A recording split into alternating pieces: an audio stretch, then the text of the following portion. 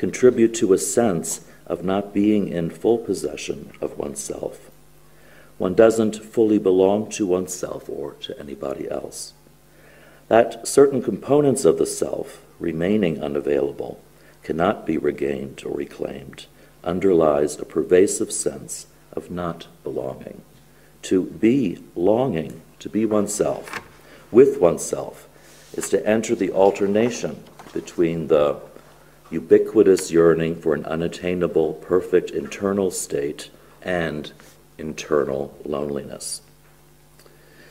Though the facing of internal and external reality tends to diminish it, the need for idealization is never fully given up.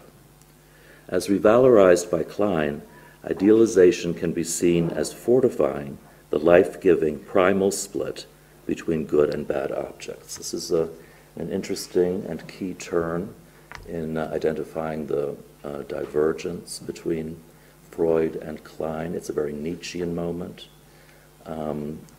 where she revalorizes idealization as not simply a hidden form of hostility, and though it's precarious, but still its main feature, defensively speaking, and inevitably in the beginning, is to preserve for as long as possible the cleavage between the good and the bad, which of course is the noble morality before the reversal that follows. So it's to preserve the cleavage and not necessarily the good object, right? Mm-hmm.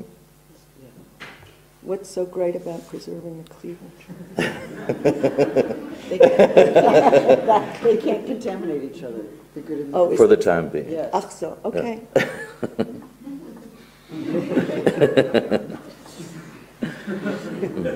I'm batting my eyelashes. Big girl.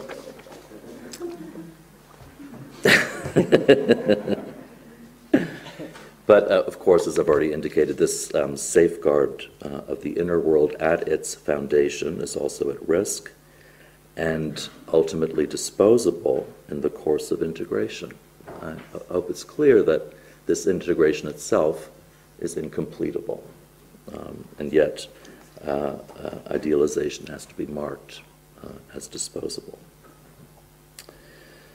So the work of integration not only entails losing some of the idealization that had deflected recognition of the destructive, destroyed, hated, and feared parts of the self, which thus endanger the good object, but also lessens omnipotence, which leads to a diminished capacity for hope. The realization that no really ideal part of the self exists leads one of Klein's patients to discover and proclaim, "The glamour has gone." What's gone, she comments, is the idealization of the self and of the object.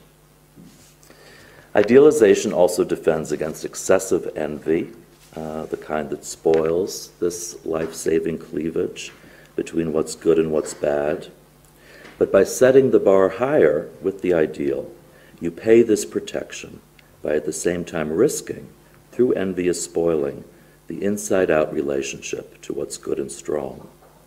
Envy of the creativity of mother means destruction of mother's external representatives and, ultimately, of the very ability to maintain inner and external relations with good objects.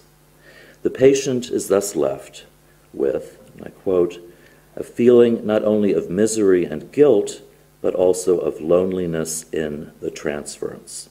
I'd just like that to resonate. Loneliness in the transference.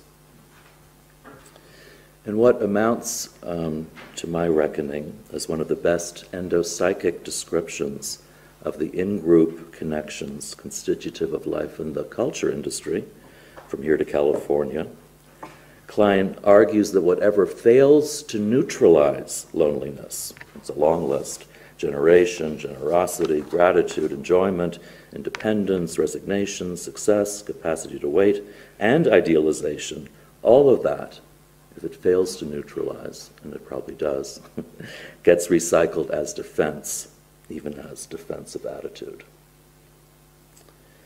One longs just the same to be oneself in California. In the desert surrounding Los Angeles, individuals with aspirations seek out solitude as the elevation of the loneliness in groups on the coast. But that, for example, is what Klein would identify as a manic defense, which pulls up short before mourning and haunting. So the friendly ghost is also the lonely ghost. In Klein's reading of the destinal failure of integration to overcome its defense contact with disintegration, we hit again on that underlying feeling of irretrievable loss. Thus, the plain text of Klein's own Melancholia, which she entrusted thus to her never-to-be-finished final essay, also turns around toward a kind of affirmation of the other reality and relationality opening up around loss. And I quote, "The lost parts, too, are felt to be lonely. The constituent parts, kept apart by the inevitable shortcoming of integration, are parties to a parting that connects them, but as lonely together." Now back quickly to Arendt's text. Arendt, as you saw, moves from thought as the couple to action, political action, as the group, the company of the many.